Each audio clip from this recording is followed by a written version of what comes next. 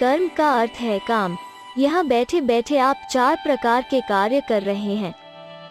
आपका शरीर कुछ कार्य कर रहा है, अन्यथा आप जीवित ही नहीं रहेंगे। इसी तरह आपका मन भी कार्य कर रहा है। आपकी भावनाएं और जीवन ऊर्जाएं भी कुछ कार्य कर रही हैं। आपके जीवन के हर क्षण में ये 4 कार्य हो रहे हैं। आप चाहे जाग रहे हो या सो रहे हो, लेकिन आपके 99% से अधिक कार्य अचेतन अवस्था में होते हैं। लेकिन इन कार्यों की बची हुई यादें आपके अंदर रहती हैं और बढ़ती जाती हैं। उदाहरण के तौर पर, यदि आप एक स्थान से किसी अन्य स्थान पर जाते हैं तो मार्ग में 10 अलग अलग प्रकार की गंध हो सकती हैं, पर हो सकता है कि आप उन सब का अनुभव न कर सके। सिर्फ वो ही गंध ही आपको मालूम पड़े जो तेज हो। लेकिन ये सभी 10 गंध आपके नाक में तो प्रवेश करेंगी ही और वहाँ दर्ज भी हो जाएंगी। मानव तंत्र एक मशीन है, इससे कुछ भी नहीं छूटता। आप इसके बारे में चाहे जागरूक हो या न हो, ये हर समय हर चीज का अनुभव करती है और दर्ज कर लेती है। इन यादों के आधार पर आप कुछ प्रवृत्तियां बना लेते हैं, जिन्हें हमारी परंपरा में वासना कहा जाता है। आपकी वासना के प्रकार के आधार पर परिस्थितियों की ओर प्रवृत्त होते हैं। आपका रुझान उनकी ओर रहता है। जब हम कहते हैं कि ये आपका कर्म है तो इसका अर्थ होता है ये आपका किया हुआ है। पर दुर्भाग्यवश कर्म को इस तरह देखा जाता है जैसे कि वो किसी चीज के लिए आपको मिलने वाला दंड या पुरस्कार हो। कर्म न तो कोई पुरस्कार है, न ही कोई सजा। इसका अर्थ सिर्फ ये है कि आप अपनी यादों का संग्रह बढ़ा रहे हैं। अपने जीवन के हर क्षण में बिना किसी जागरूकता के आप अपना सॉफ्टवेयर तैयार कर रहे हैं। जैसा सॉफ्टवेयर बनता है, आप वैसा ही व्यवहार करते हैं, वैसा ही काम करते हैं और वैसे ही जीवन का अनुभव लेते हैं। कर्म का अर्थ ये है कि आपका जीवन पूरी तरह आपका ही बनाया हुआ है। प्रश्न सिर्फ ये है कि आप इसे जागरूक होकर बना रहे हैं या फिर अचेतन होकर। स्वर्ग में बैठा हुआ कोई आपके जीवन को नहीं चला रहा। कर्म का मतलब है कि अपना जीवन आप खुद बनाते हैं। जब आप एक बार समझ लेते हैं कि अधिकांश रूप से आप अपना जीवन बिना जागरूकता के चला रहे हैं, तो क्या आपकी बुद्धिमानी के लिए यह स्वाभाविक नहीं होगा कि आप जितना संभव हो सके उतना ज्यादा जागरूक रहे? जागरूकता एक बल्ब के वोल्टेज, विद्युत शक्ति की तरह है। अगर आप इसे बढ़ाएं तो आप सब कुछ देख सकते हैं। इसे कम करने से आपको कम दिखाई देगा। जागरूक होने का प्रयत्न करने का कोई मतलब नहीं है। अगर आप अपनी जीवन ऊर्जाओं को बहुत तीव्र कर ले तो जागरूकता एक अग्नि बनकर आपके अंदर जलेगी। अगर कोई तीव्रता नहीं है और आप जागरूकता के बारे में सिर्फ पढ़ रहे हैं या बात कर रहे हैं, तो इससे कुछ भी नहीं होगा।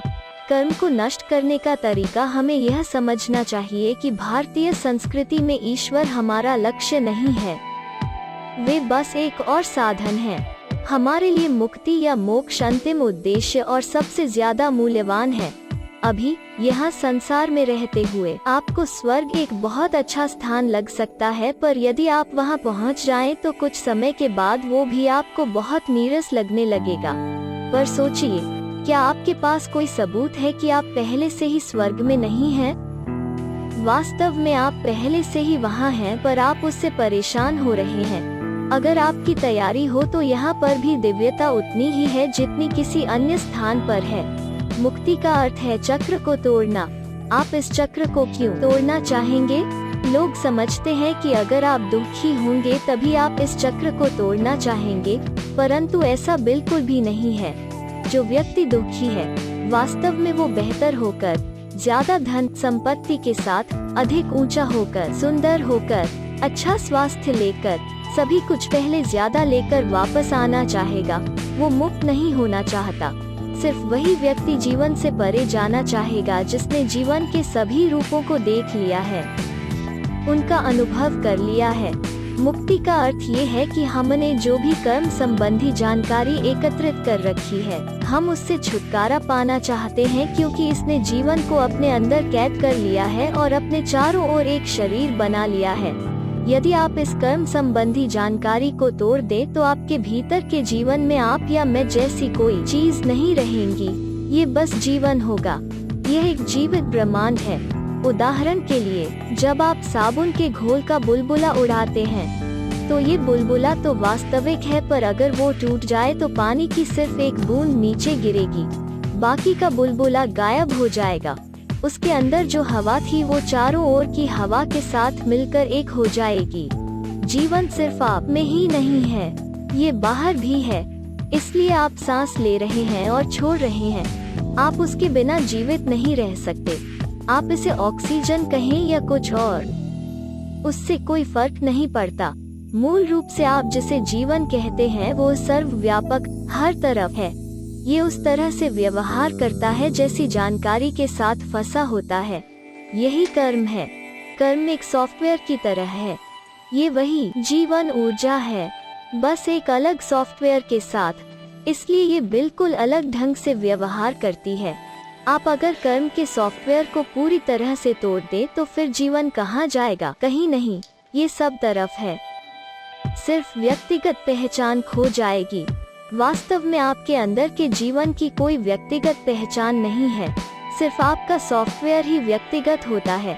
अगर आप इस सॉफ्टवेयर को बिना जागरूकता के तैयार करेंगे तो ये हर तरह के आकार ले लेगा।